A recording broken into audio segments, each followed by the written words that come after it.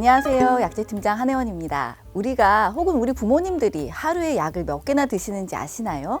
고혈압약, 당뇨약, 진통제, 영양제까지 다 챙겨 먹다 보면 하루에 먹는 약품 개수가 10개를 훌쩍 넘을 때도 있을 거예요. 먹고 있는 약의 개수가 많아진다는 의미는 약품에 의한 부작용 발생 가능성이 증가한다는 뜻이기도 합니다. 나이가 들면 몸속의 수분량이 감소하고 지방 조직의 양은 증가하면서 약품이 농축되고 축적된과 동시에 간 대사 능력과 신장 배출 기능의 감소가 동반되기 때문에 체내 약품 축적이 더 심화됩니다. 또 먹는 약의 개수가 많아질수록 약품 간 상호작용으로 의도하지 않았던 전혀 다른 상황이 발생하거나 비슷한 약효의 중복으로 부작용이 더 심해질 가능성도 함께 증가하게 됩니다. 그럼 약품의 부작용 위험을 줄이면서 올바르게 의약품 복용을 하기 위해선 어떻게 해야 될까요? 첫 번째 약속은 진료받을 때 그리고 약국에 갈 때 의사나 약사에게 내가 먹고 있는 약을 알리기입니다. 약을 먹고 어떤 증상이 나타났을 때 그 증상이 내가 가진 질병에 의한 건지 혹은 지금 먹는 약에 의한 부작용인지를 구별하기 어려운 경우가 많기 때문입니다. 내가 먹고 있는 약을 잘 알리기 위해서는 약의 이름을 알고 기억하는 것이 중요할 텐데요. 병원에서 운영하는 홈페이지나 스마트폰 앱을 통해 확인할 수도 있고 건강보험심사평가원의 내가 먹는 약 조회 서비스를 이용할 수도 있고요. 직접 기록해 놓을 수도 있습니다.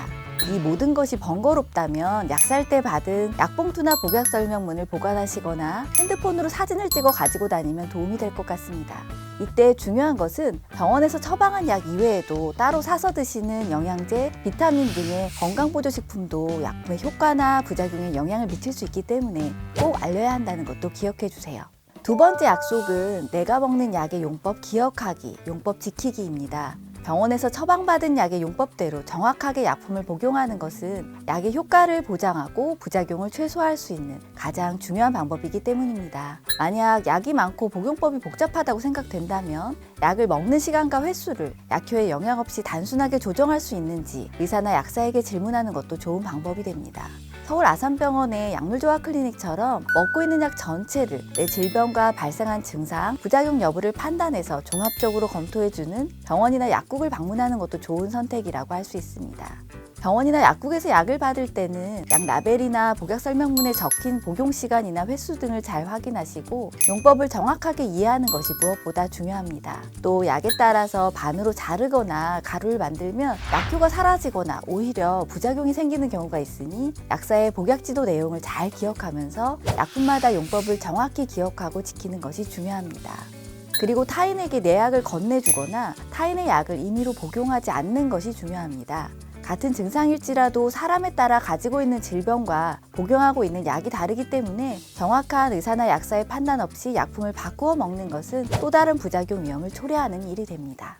세 번째 약속은 내가 먹는 약의 올바른 보관 방법과 유효기간을 확인하기입니다. 변질되지 않고 약효를 유지할 수 있는 보관 방법과 유효기간은 약품마다 모두 다릅니다. 약의 겉포장지에 적힌 유효기간은 허가된 올바른 보관 조건을 지키면서 개봉하지 않고 보관할 경우 약효의 보장이 가능한 기간을 의미합니다. 하지만 우리가 먹고 있는 약품의 보관 방법이나 유효기간은 좀 더 세심한 관리가 필요한데요. 그 이유는 조제 과정이나 먹는 과정에서 공기 중에 노출되면서 약 포장에 기재된 기간까지 약효 보장이 어렵기 때문입니다. 대개의 약들은 햇빛이 들지 않는 습기 없이 서늘한 곳이나 서랍 속에 보관하는 게 좋고 냉장 보관해야 하는 약품 외에는 냉장고에 넣어 보관하는 것이 오히려 좋지 않습니다. 냉장 보관약은 섭씨 2도에서 8도 온도로 유지되는 장소에 보관하라는 의미인데 오히려 냉장고 안에서 얼게 될 경우 변질되니 주의해야 합니다.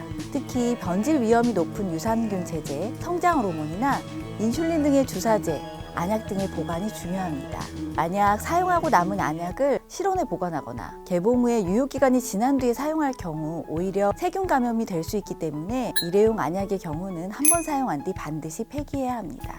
변질되었거나 유효기간이 경과된 약품은 일반 쓰레기통이나 싱크대 하수구 등으로 버리면 환경을 오염시킬 수 있기 때문에 반드시 폐의약품을 수거하는 보건소나 약국의 폐의약품 수거함에 버려야 한다는 것도 잊지 마세요. 자, 올바른 약 복용을 위해 지켜야 할 3가지 약속 지키실 수 있겠죠? 꼭 기억하세요. 감사합니다.